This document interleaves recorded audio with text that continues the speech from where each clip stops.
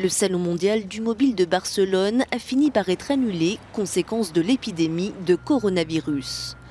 Un exemple qui témoigne du contexte de crise sanitaire dans lequel certaines entreprises préfèrent jouer la prudence.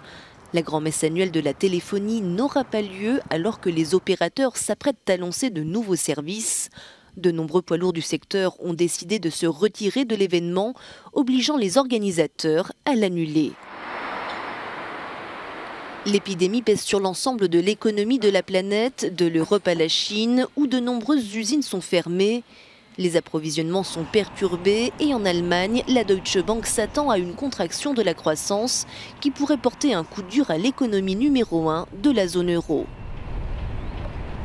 Les regards se tournent donc vers l'industrie automobile qui dépend largement de pièces détachées de fabrication chinoise et fait souvent office de baromètre de l'économie mondiale. Les acteurs du secteur attendent de voir quels efforts seront réalisés afin de relancer la production. Et pour l'heure, le FMI compte rester optimiste.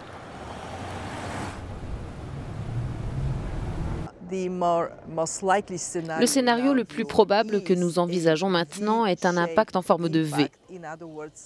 Autrement dit, une forte baisse des activités économiques en Chine, suivie d'une reprise rapide et d'un impact global relativement modéré pour le pays. Par conséquent, l'impact sur l'économie mondiale est également modéré.